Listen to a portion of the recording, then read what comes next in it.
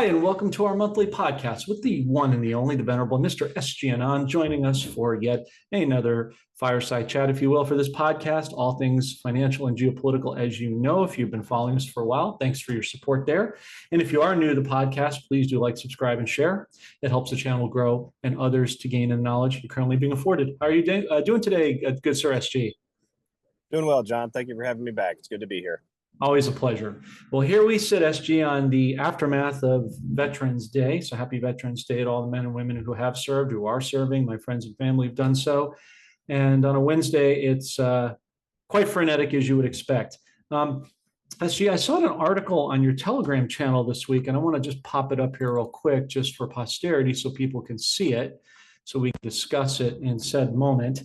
Whereby you mentioned the financial publications are estimating, and again, we don't typically do dates or rates here, but again, this was credit to you, estimating the Iraq dinar public revaluation to be between $3.22 and $4.25.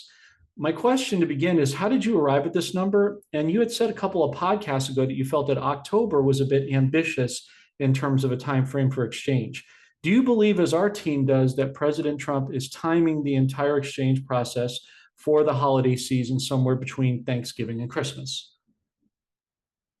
Well, that's a really fantastic question. I will say that I ran across this article from an Iraqi news publication, not a mainstream publication, almost like an Iraqi tabloid, if you will. So I want to corroborate that for the audience out there.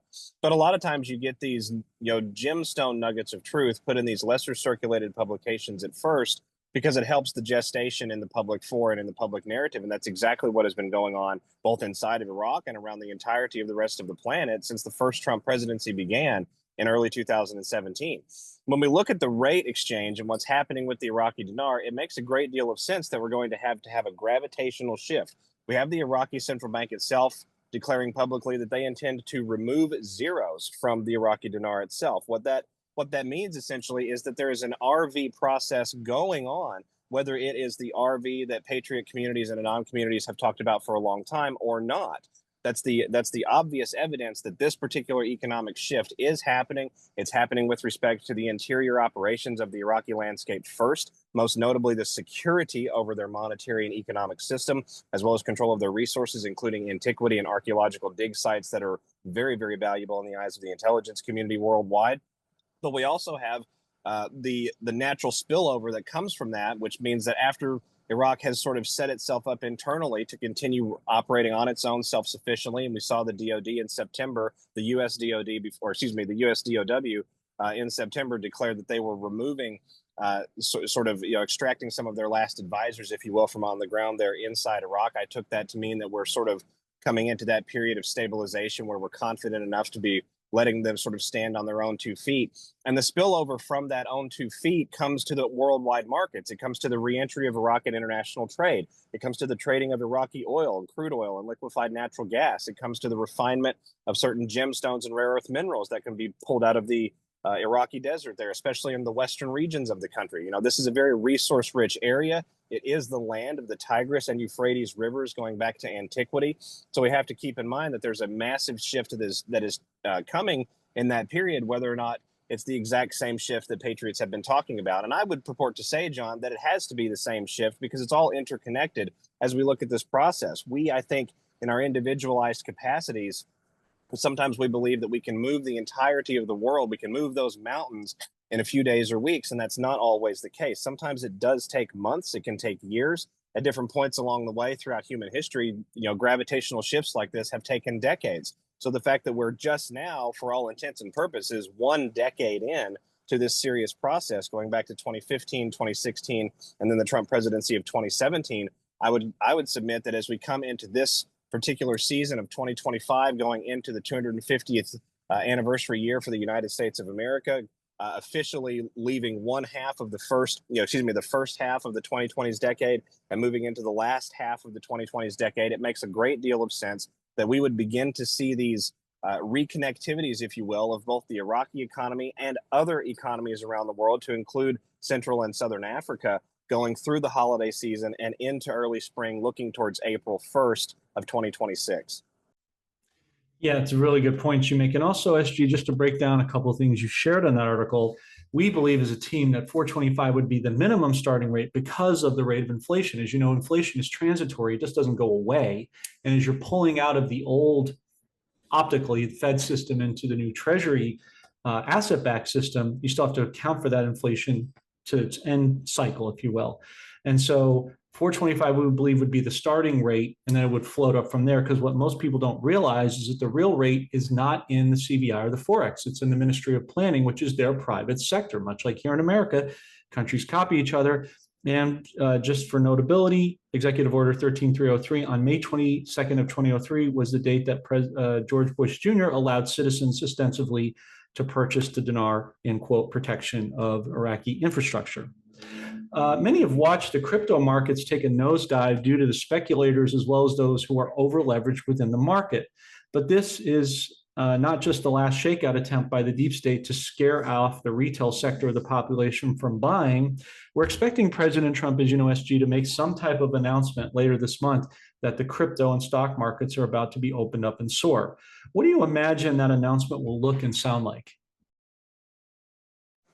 Well, I couldn't possibly begin to speculate on President Trump's announcement, but I will say that it's historic because we're talking about changing the investment landscape and how that landscape interrelates and intercooperates with your standard wage earning lifestyle here in the United States of America, be that as a public servant at some level, perhaps involved in the system working as a teacher or an administrator, or be that as a private sector entrepreneur. And what is so incredible about the crypto shorts that you mentioned just a moment ago is it's happening in parallel to a stratospheric rise in precious metals, commodities, tangible assets, resource-based assets that are real world, which we know are going to have to eventually underpin a true digital ecosystem. And it's worth keeping in mind that everything, and I do mean everything, John, has a duality to it. And the cryptocurrency ecosystem going back 15 years is absolutely a dual purpose landscape. You do have nefarious intent, nefarious activities that have gone on inside that system. Initially, some of the initial coins coming out into the first part of the landscape, the first run of the Bitcoin, other coins that came along in the mid 2010s, by all intents and purposes, perhaps with the lone exception of the Nakamoto white paper, they all point to the intelligence community in some form or fashion. And so as we look at the development of that landscape over time, it makes a great deal of sense that we would want to shake out some of the rot as we begin to look towards the true transformation of both the physical world and the blending of the digital world after that transformative process is over. And we're well into that transformative process, are we not? How much money have we seen shifted back into the United States landscape for this reason or that reason or this or that or the other? You know, and all of it ties back to this overarching intent that came from out of the first Trump presidency, but predated that presidency, to return balance of resource control, balance of value exchange, and balance of currency control back to their respective nation states so that humanity could cooperate organically, so that we could reflect how we really truly feel, think, believe, and want to do business and want to interact with one another. And that's never been possible unto all of human history until this day and time. So I would pay very careful attention to the large financial institutions as we go through this holiday season. I would watch some of the larger crypto exchanges, especially Binance, because of their large footprint worldwide in major markets, including China. This is going to be a tremendous period of time throughout this winter and into next year. And it would not surprise me at all, John, if we see that sort of economic event that we've talked about on this podcast a number of times, either throughout the winter season into early next year, or perhaps closing in on that April 1st date where everything has to transition back over. We have on the 22nd of this month coming into this season, we've got the new standards, the ISO 20022 standards coming into play. We have Basel III that's already been incorporated out there. Project Aurora will be in full force as of April 1st of next year, which essentially eliminates the ability to finance terroristic activity with privately acquired dollars, regardless of how those dollars were acquired. So this is it's just an incredible period of time, John. We could spend an entire podcast on just the evolution of this space alone. We absolutely could. And you checked off a lot of the boxes of what I was thinking in my sub notes here for our podcast. And also with ISO 20022 SG, it's noteworthy, as you mentioned, the banks are no longer going to be able to do money laundering, funneling, naked shorting with precious metals in particular, since you mentioned that. You know, I'm looking at the markets right now in the futures markets. Gold is rocketing back up to 4,200. And silver is over 53.25. So it's making it's a sent back. Many feel as our segue point to metals that once silver gets over 50, there'll be no stopping it because the banks have a glut of gold, but what they don't have is enough silver. Just ask the LBMA. So additionally, we've seen the dip in the metals markets. As I mentioned, as of today, it's skyrocketing back as expected because you just can't paper it down anymore. With the announcement of the government shutdown ending here at some point soon, how high do you see metals going the rest of this year? And did the timing of the shutdown surprise you, as we sort of expected President Trump to take it to December 1st, given that that would be the constitutional 61-day period in order to make those changes he made permanent? Well, isn't it fascinating that President Trump himself in the Oval Office just a few days ago admitted for the world, without openly stating it, that this was the entire reason the shutdown was a good thing from the stance of true American patriots who just want control of their government back. He talked about the reduction of workforce, the reduction of programs, and the out and out elimination of a significant amount of fraud, a significant amount of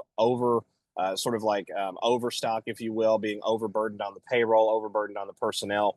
And all of that, or a great deal of that anyway, cannot be brought back into the fore because it was part of a furlough that was necessary to preserve the nation's fiscal policy and fiscal structure. And that ties back to national security.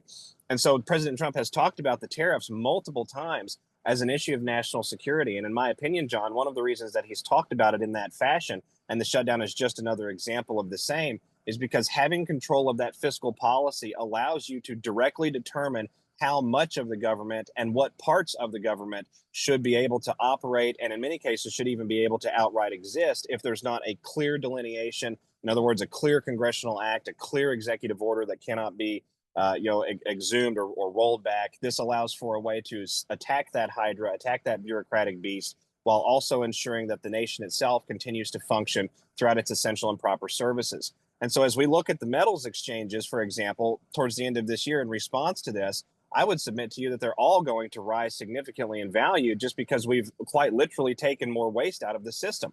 The more waste that we remove from the net, if you will, from the what do they call them, the swings between the trees, the more waste that we take off of that, the lighter that it can be. It's a hammock is what I'm thinking about. The more that it can stretch out, the more that it can come back to level and balance and reflect how it actually rests between those two trees. The same is true, sort of with the crude metaphor there, at the national nation state level with international policy, with fiscal policy, economically and domestically, and the ability to then take that and manipulate and maneuver that into the future. It all comes back to the finance. It all comes back to the economic output and the economic intersections with the nation. I think it's a completely reasonable number to look at silver at potentially $60 an ounce as we come into the end of this year. It would not surprise me if we were over $60 an ounce and looking towards 70.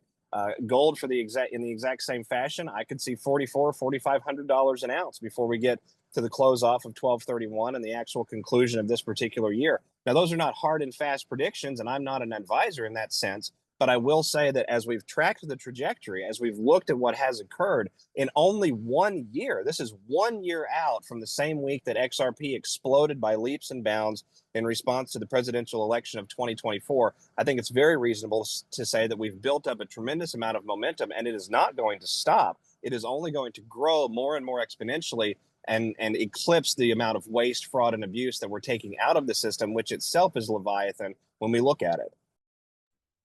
Well said, SG, as always. It's interesting you said it because I had a good friend of mine, a team member, we did a podcast with yesterday, who's been a longtime member of Schwab, fairly up on the high end of the totem pole. And he was telling me he would not be surprised to see gold hit 5,000 this year, possibly higher. I mean, it's already moving up today. And he believes silver could be between 75 and 100. Many other pundits like Mike Maloney think it could be considerably higher. But to your point, as this thing unwinds into the beginning first quarter of next year, they're not going to be able to naked the paper shorts anymore. The backwardization effect is really hitting hard. So with the LBMA pretty much announcing that they're out of silver, it's just a matter of time before COMEX announces much the same thing. We see President Trump making a public announcement that he's going to start sending checks to Americans starting at $2,000 a person minimum. Isn't this really, SG, an optical representation of Nesara taking effect for the public to see? And if so, is this a foray to larger checks being rolled out monthly to get the public used to what is coming to them? You'll notice how President Trump, for example, is sending $10,000 per person to air traffic controllers as a reward for those who work through the shutdown period. Well, in my opinion, John, the declaration of these checks, these tariff checks that are going to be issued to Americans, and I believe the Treasury Secretary Scott Bessent came out and said that most likely these checks will go to all Americans earning less than $100,000 on paper per year. But in my opinion, this is your first few drops of water of what will eventually become a roaring waterfall.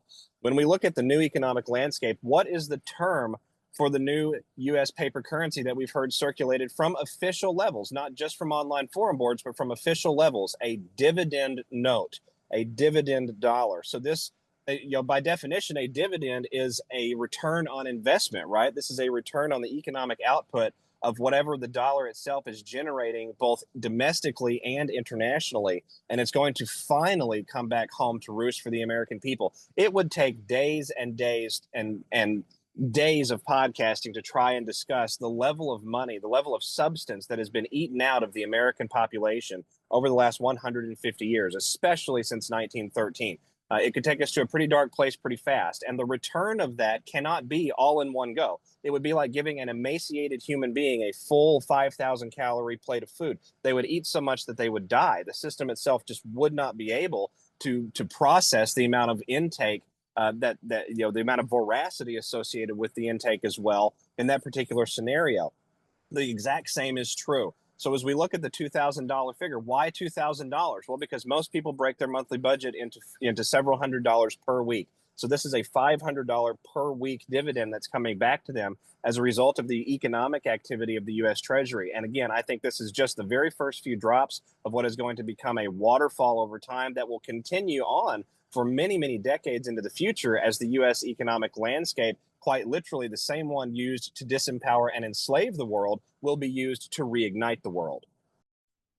Totally agree. And you were talking about the 100,000 threshold, but that's to start. Much like with the taxes, they started doing, and notice the dividend checks, not stimulus checks, are going to be tax free. So as they're removing the tax brackets and the unwinding of taxes to the ERS, I think they'll do the same thing for the threshold incomes going forward. To your point. What we cannot lose sight of, SG, is the impending stock market, crypto, and real estate crash that is looming and looks to be coming within the first quarter of next year. Do you see it as a flash crash of 50% and then gradually increasing to 80% or greater? And do you also agree that people should be prepared and positioned ahead of time to take advantage of not only the wealth, but the purchasing power that will be taking place with that as well? Well, it's interesting. I think you're referring to that economic event that we've talked about on this show and many other shows over the last 4 to 5 years. A lot of us out there expected this under Biden. We thought, based on the trajectory of the planet, that it had to come under Biden. But I think hindsight is always 2020. And as we look at the landscape now internationally, it makes a great deal of sense that we would want a strong, patriotic American president at the helm to navigate those types of waters, and an American president who has a personal relationship with the American people. And that's exactly what we have right now. So all of those marbles, all of those dominoes, if you will, sort of lining up for that particular style of event. The way that it has been put to me, and I still believe that this is the most likely type of scenario that we would see, is it's likely that we're going to see a 4 or 5 day period of significant double-digit percentage turndowns in the markets before trading on those markets is halted. And I could see that happening throughout a singular week, if you will. Let's use, for a complete hypothetical for your audience out there, we'll use the week of April 1st through April the 8th, April the 7th, right?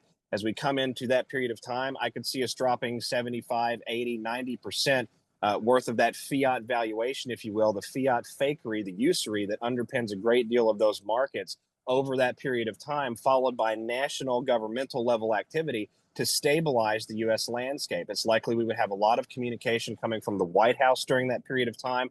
We would certainly have communication from every talking pundit online. So you would have all these sort of eyes and ears, feelers everywhere for as long as the communications arrays maintain stability and maintain operability. And going through that, John, I think is going to provide just enough of a gasp, if you will, to get everyone to stop what they're doing and look up and pay attention, but not so much that it completely derails society. As we look at a period of time that this could go, I could see a 7, 10, 12-day period of time for us to sort of get a handle on things at a national level economically during such an event. But you really can't push it past 14, 15, 16 days very much longer than that without really risking significant unrest, significant opportunism coming from the population out there. Not everybody operates with the same morality as what we would characterize as a patriotic American.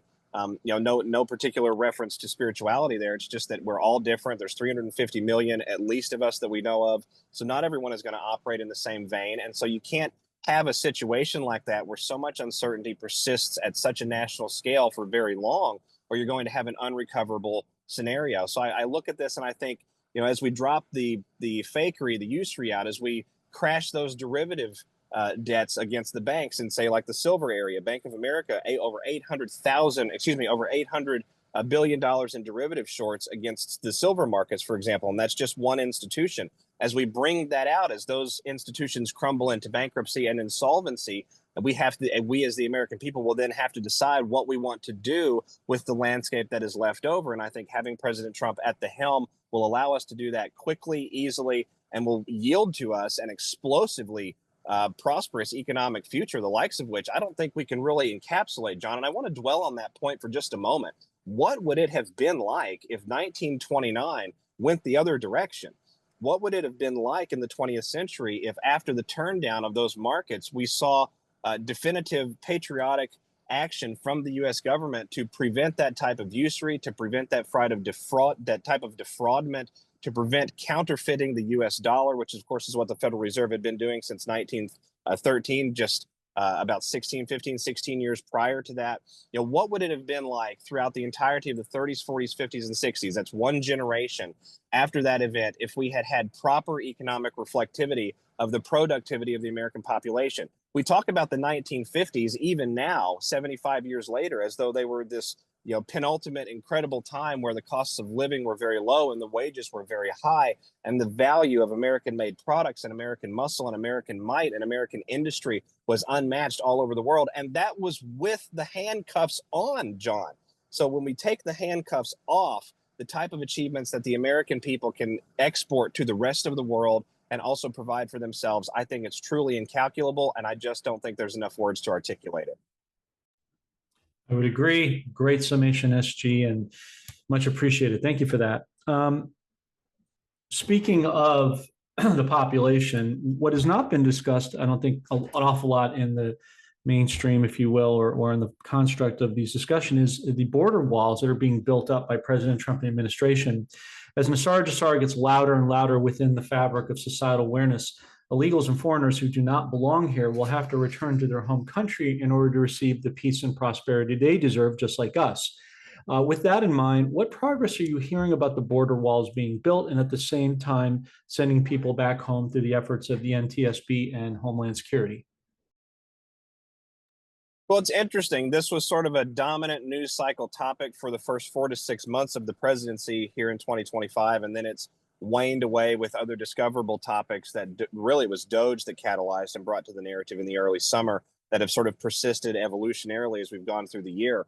But the situation at the immigration level ultimately is going to come home to roost in a very significant way. There's a lot of relevance to what happens with the borders of any nation when we talk about geopolitics, when you talk about trade, security, the movement of people, the movement of assets, the movement of resources, all of these types of things, smuggling operations. The borders of any nation anywhere are always very, very important. They're one of the foundational things that you have to have, or you can't have a country. You have to have a territorial demarcation line and a commonality, a common vision as a group of people. And so as we look at what's been happening on the U.S. southern border, the construction of the wall, my understanding is that the construction has continued, but it has also continued in coordination with activities that the U.S. Department of Defense, now the Department of War, has been undertaking on the border. And it's not just about interdicting illegal immigration and stopping drugs. It's about human and child trafficking. It's about destruction of cave systems that exist between the Texas border and the northern areas of Mexico. When President Trump said several weeks ago that he would be willing to send special forces into Mexico to help the Mexican president out, do we think that hasn't already happened, John? I think as we look at this landscape, President Trump has a history of sort of telling it exactly how it has already been happening, not how it is going to happen. And we see a lot of that future proves past playing out as the international landscape economically has done what it has done, as the relationship between President Putin and President Trump has flowered and has now brought other individuals in Putin's orbit to the American population psyche, like Kirill Dmitriev, special envoy for the Russian president.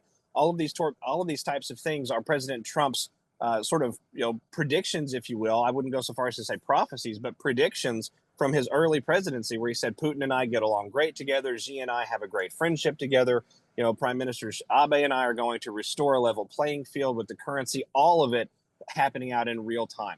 So when we look at what's happening with the illegal immigration, there's multiple angles to consider with that. One of those angles, however, is the repatriation of individuals who are not criminals, who are displaced, honestly, truly displaced human beings that need to be returned back to a safe environment at their country of citizenship and origin so that they are able to access a new system when it comes online in their respective locality. And that's the trick, right? There's not just a single switch all around the planet where it all happens in the course of one hour or one day or anything like that. We're seeing these nodes that have been turning themselves on for a number of years now. Disconnections from Washington, D.C. and Africa, disconnections from Washington, D.C. and South America, disconnections from ancestral pipelines and trade routes in South Asia and Central Eurasia, and the adoption of new ones. The Chinese military assisting in certain areas around the world, and not just in militarized fashions. When we look at the amount of money poured into ports that the Chinese Navy has been building all over Southeast Asia, all over the Pacific Rim, and along the western coast of South America, right? We're looking at the development, if you will, of the landscape, the infrastructure needed in all of these different respective municipalities to then play ball when the ref finally gives us the go. And so that period of time, I think, is moving forward in a very significant way right now. And we have to view the United States as this gigantic dragnet that has been utilized really over the last 15 years, but for purposes of our call today, certainly over the last 4 years, has been used as this dragnet to try and pull as much of the black market criminality, of the criminal underbelly of the world out of those respective locales, funneling them through the honestly displaced sort of blended meshable landscape. And it's no different than a fisherman, putting his dragnet out the side of a boat and catching 7 or 8 or 9 different kinds of fish when he's really just wanting to catch 2 or 3. So what we've got going on right now at the level of the U.S. Border Patrol, the U.S. Immigration Enforcement, federal law enforcement, it ties back to domestic issues of states' rights over federal obligations to enforce the federal borders and protect the nation. It ties back to financial terrorism and honest financial activity and what that constitutes from a cross-border landscape. It exposes black market money funnels as they seek to cross those border landscapes that are now no longer friendly, whereas at one point in the case of El Salvador, many years ago, they were friendly and they were a large base of operations. We are literally draining the hydra as it continues to move itself around and avoid the ultimate reconciliation that is coming. And we have honest individuals, honest human beings, for lack of a better term, who have been displaced by weather events, warfare events, economic events, weapons smuggling. The Syrian civil war is a fantastic example of this. More than 2 million individuals displaced worldwide from that. And most of that as a result of the intervention of the deep state inside the Central Intelligence community and the Five Eyes nations of the West. So all of this is sort of coming out and coming home to roost, and we're having to deal with it at a national level. And that's why, in my opinion, even though it's not dominating the news cycle, it remains one of the most important aspects of this journey going forward. Excellent summation, SG, as always. Appreciate it. And yes, ultimately, something we can all wholeheartedly agree with. It is about truly saving the children and not forgetting that that's where kind of the seminal points all start and end. Were you all surprised with the illegal theft of last week's November 4th elections that took place recently? Isn't that just President Trump's way of exposing the inherent corruption to the public in order to unwind the deep state Democrats before the midterms next year? Well, it's fascinating, and I spoke about this recently on another podcast. This is an issue that I come at from that unusual, some people call it irregular or inverted or unconventional lens on things. When I saw what happened on the 4th of November, I was of 2 minds about it then, and I'm of 2 minds about it now. The first part of that is, well, it's obviously a bit of a setback optically and at the surface operational level. We have individuals now going into these influential, political pulpits of power across the United States that are Democrat aligned, that are aligned with what we would consider the opposing side. And at the same time, it is an astonishing victory in the sense that it galvanizes the what I would call the left of Kennedy Democrat base, who are still patriotic Americans but are truly socially confused and worldly ignorant of the things that are happening out there, but that would be assets and true patriots and true allies, if you will, if they had the proper information and context. It's now galvanized that entire classification of people. It highlights the election fraud yet again. We have reports from all three of the major East Coast states of significant election fraud. I'm in possession of some video footage from Virginia Beach that I haven't been able to publish just yet because I have to go through and make sure that all of my P's are, my I's are dotted and my T's are crossed, sort of thing. But it seems to allege that there were voting machines that failed their authentication tests the day before the election was conducted there in Virginia. So we have yet again, more election fraud into the system, allegations of election fraud.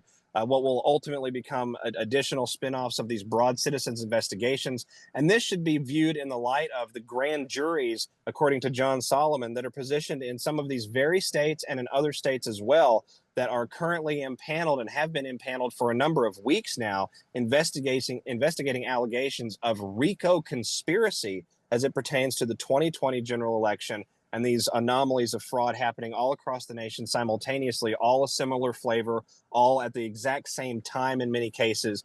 So all of this sort of will tie into those evidence uptake funnels, if you will. So this is a victory in the sense that it brings yet again more hard evidence to the landscape to show that nobody wants the Democrat model of things. You do have Democrats out there that want more socially progressive policies than perhaps your standard, very conservative GOP voter, but they're not insane. They don't want men and women's sports. They don't want the state to be able to remove a child from a home because of misgendering and pronoun usage and things of that. They understand that quite literally is several bridges too far. And so you've got that group that's now galvanized. I want to highlight one other thing, though, on this particular issue, John.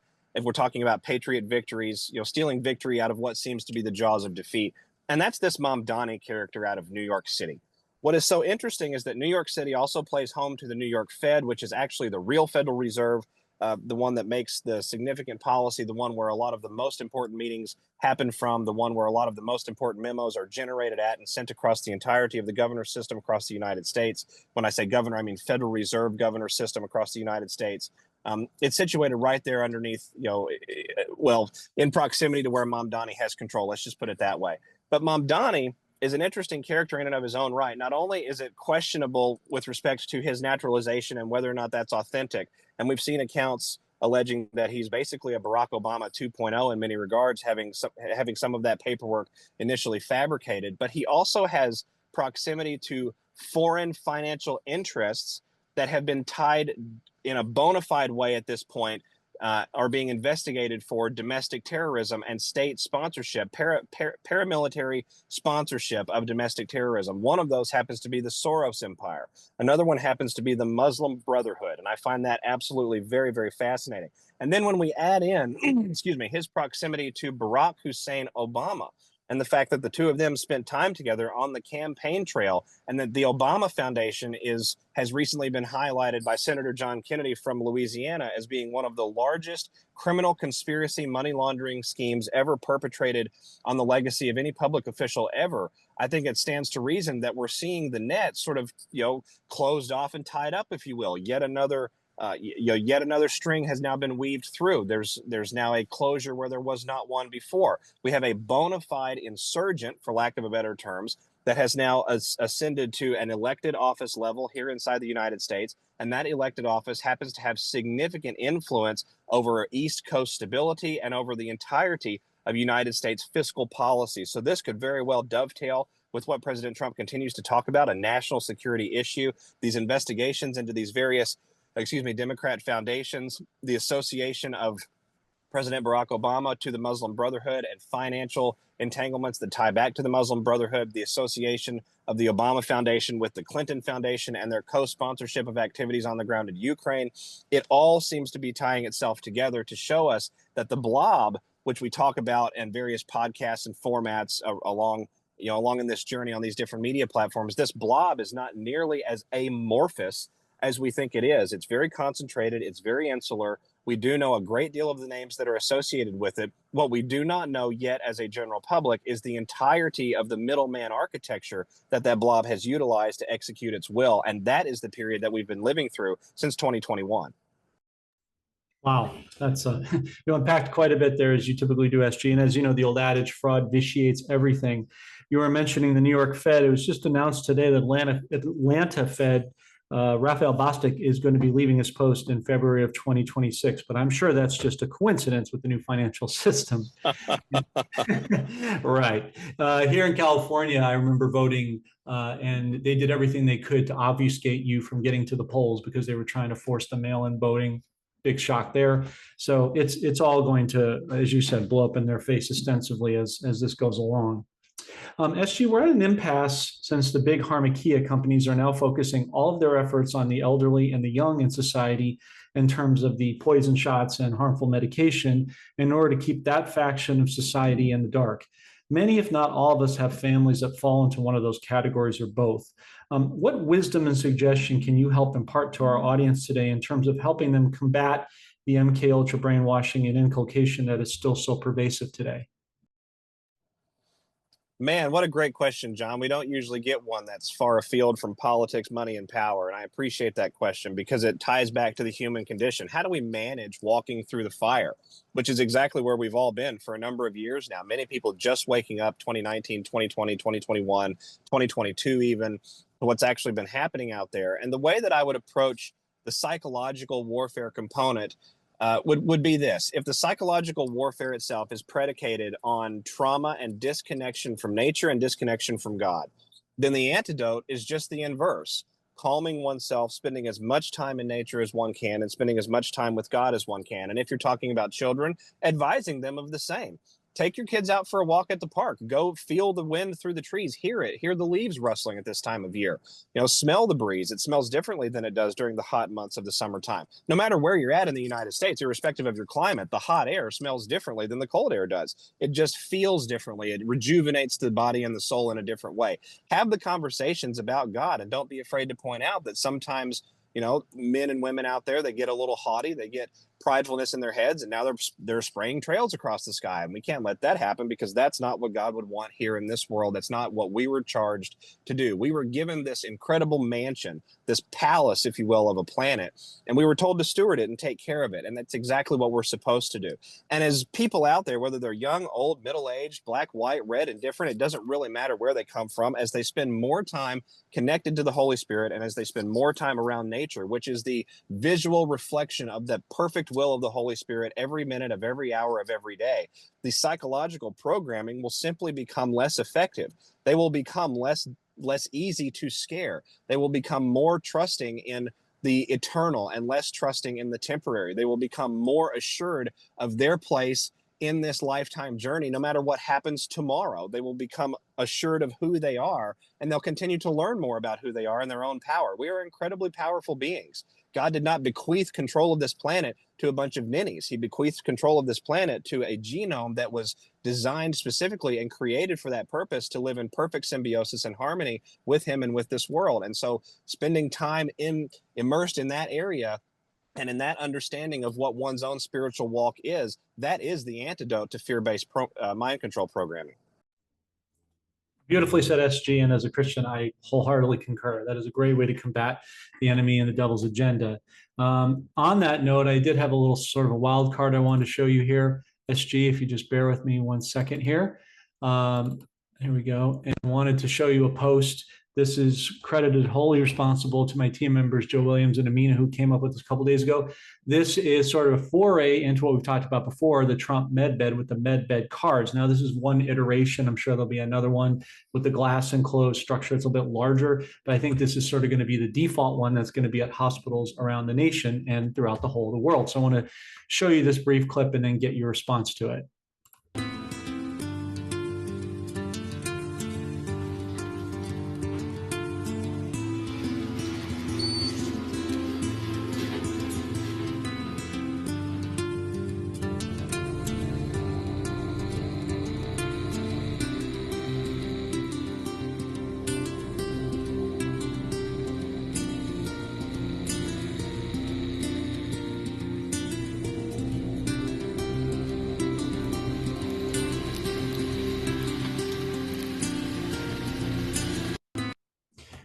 SG, what are your thoughts to that?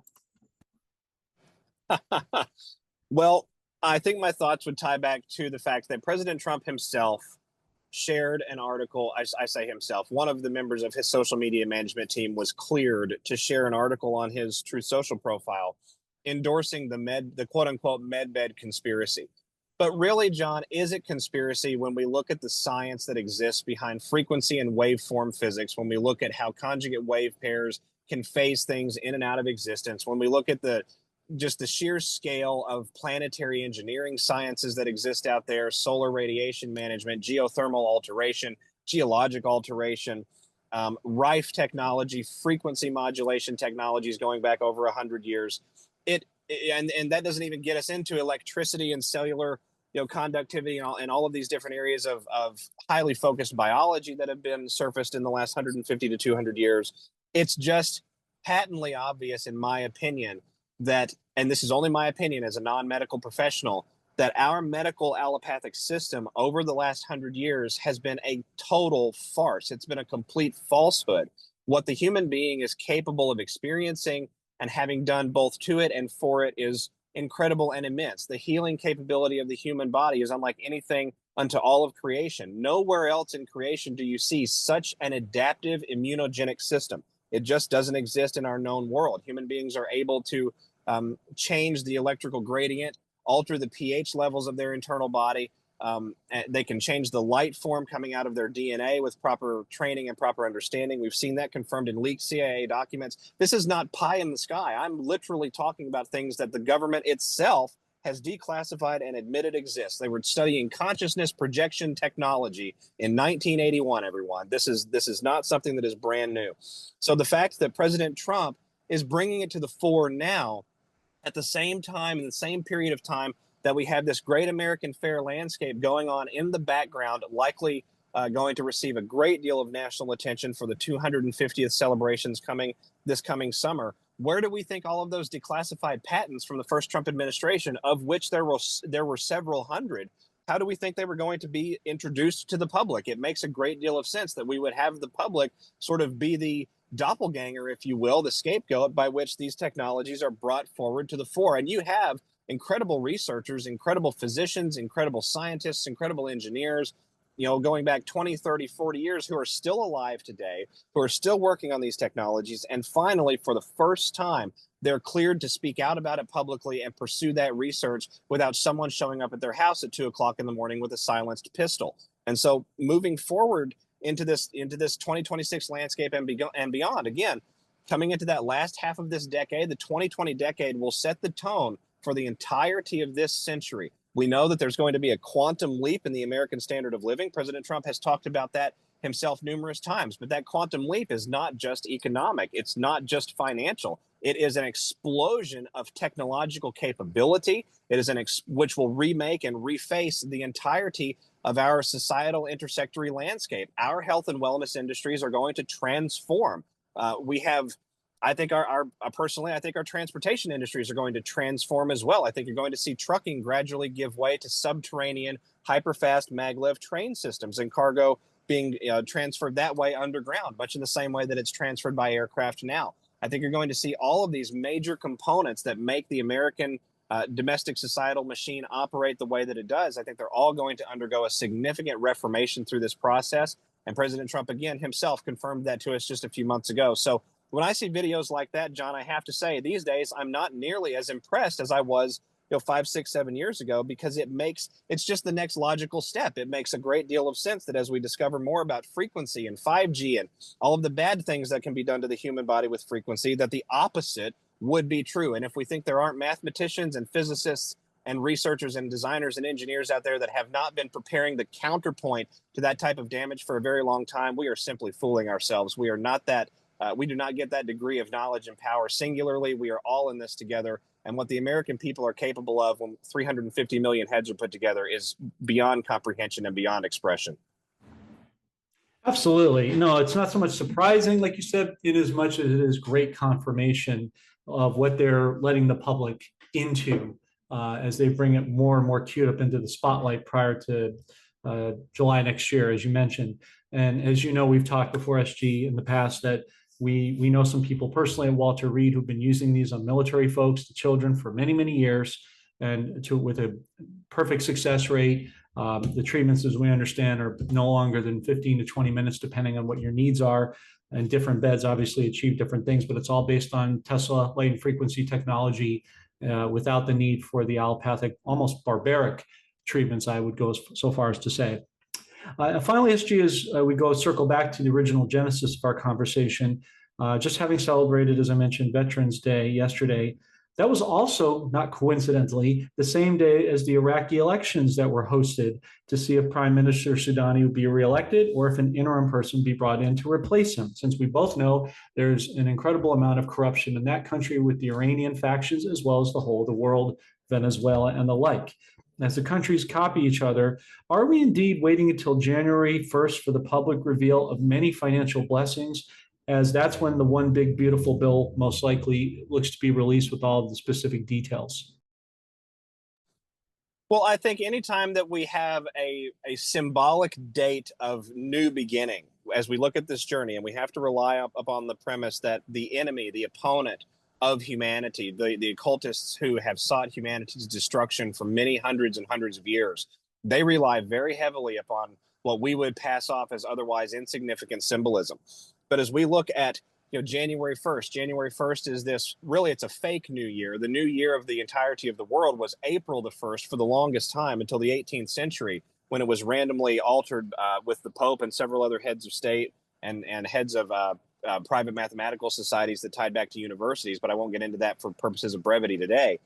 But so when we look at January 1st, this false new year, this is the quote unquote beginning, if you will, of the Babylonian New Year. It's the close off of the Babylonian New Year and the beginning of the new one. And it would make a great deal of sense that as we skewer every component, every piece dimensionally of the society, of the world, of the construct that they have created around us, that we would do so on their holidays. And so looking at January 1st of this year, we saw January 1st just a couple of years ago was the disconnection of Iraq from the, I forget which one it was. I think it was the petrodollar. Or perhaps it was Iran disconnecting from the petrodollar. It was one of the two. I forget which one it was. We saw Saudi Arabia 50 tying back to Jubilee, ending their arrangement that created the petrodollar to begin with in the 1970s. We saw that end on the 50th anniversary of that. We saw President Trump just a couple of weeks ago, actually it might have been just this week, talking about how he's going to be the 50-year mortgage president. All of us, we know, John, that nobody wants to be in debt for anything for 50 years. That's a widely disliked position for President Trump to have. But I would submit to you that the symbolic communication is the operative part there. That's what's really important here. We're talking about a debt jubilee coming to the mortgage space, quite literally. That's what the man is telling us as we go forward here. And with the way that he's talked up this tariff situation domestically, economically, when we look at the refiring of the Iraqi economy and potentially readmittance to the worldwide space coming up in very short order, all of it sort of makes sense that that's the natural flow, the natural cascade that will come out of that. I would look very heavily towards December the 7th of this year as being an important date. We know that the 22nd of November is an important date because it was the date that they chose to extinguish President Kennedy from the world, at least in the eyes of the world on that date. I would look at 12/31 as a significant date. Because that's the beginning of the Akitu Babylonian festival that persists into January 1st. And I would look at March 22nd and 23rd as significant dates as well as the 31st of March, because that is the reconciliation time window from the 22nd to the 31st of March for the Rothschild-controlled or formerly Rothschild-controlled Bank of International Settlements to reconcile the entirety of its worldwide ledger after the new year. So it would make a great deal of sense that we would see a lot of these events beginning to pick up serious steam going through December and into the months of January and throughout the entire month of January going into 2026, sort of setting the tone, if you will, for 2026. And I can't even imagine how rapidly we'll be moving along in all of these different processes, John, by the time we get to the 1st of April and the traditional ancestral new year for mankind. Excellent summation, SG. I'm right there with you because, yes, January 1st is actually not the true new year. It actually is, as you said, April 1st on the Hebraic calendar, lest we forget Leviticus 25:9-12. Every 50 years is a debt jubilee. As you know, every 50 years, central banks have a life cycle, and then they have to be killed off. This one finally will be in permanency as we take it over and then educate our our children and children's children, as Numbers talks about, to educate them so they can leave that inheritance and never go back to those old nefarious ways that we were put in without our knowledge or consent. So very exciting times ahead. Thank you for all that. SG, as we close up for today, as always, last words you have for the audience, and where can people find your work? Well, it can be found in 4 places online. The podcast itself and cross postings are held on rumble.com. So that address is rumble.com/user/Q News Patriot. I'm not on Rumble by the name SG Anon, but I can be found on Truth Social, X, and Telegram with SG Anon associated. I'm on Truth Social with a red check mark at the handle real, REAL, SG Anon. I can be found on X at the handle THEQ News Patriot, username of SG Anon with a blue check mark. So that's THEQ News Patriot for the handle. And I can be found on Telegram at the handle t.me/real, REAL, Q News Patriot. I'm not on Telegram either by SG Anon. And as far as closing thoughts, John, I think my closing thoughts, and I hate to wax repetitively here, but I'm just going to sum up a lot of what we've talked about today.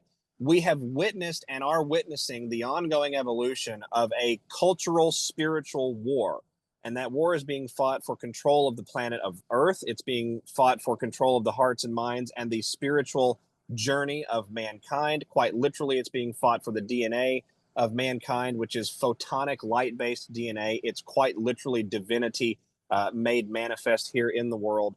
And we're empowered by the Holy Spirit. So it makes sense that we would have those aspects and qualities, right? This is simply just a logical conclusion. It doesn't mean that our sin nature doesn't affect things. It doesn't mean that we don't have, components that absolutely need a little bit of forgiveness and grace. I totally 100% agree with that. But fundamentally, we come from that Creator. We're going to go back to the Almighty whenever we leave this existence. And there's a war being fought to control that process. And the important factors here, John, are that all of these geopolitical aspects that we've talked about today, finance, power, society, community, food chains, economies, all of these types of things, law and legal systems, they all distill from, if you will, whatever cultural and spiritual journey we are on collectively as a civilization. And for the first time in history, for the first time in all of recorded history, we as humanity across all of our international boundary lines are on the same journey. It's never happened before. It may not happen again. We really don't know this early in the game, but I think we have a lot to be happy about, a lot to be encouraged for. And as we look towards the end of this decade and towards the end of this year, I would only look there with optimism, even if some turbulence is ahead. Perfectly said. Once again, SG, thank you for all that information. And folks, as our sponsor for the channel on the currency side, if you do have dinar, dong zim, Thai baht, Bolivar, etc., or you're looking to add to the cache of what you have, we have a really great sponsor for that. And we will leave that link below here in the video as well as the description. SG Anon, thanks for joining us, sir. We appreciate your time and information and support from all of us to all of you. Have a very wonderful, happy Thanksgiving, and we look forward to speaking with you again in the near future. Happy Thanksgiving, John. God bless all. God bless.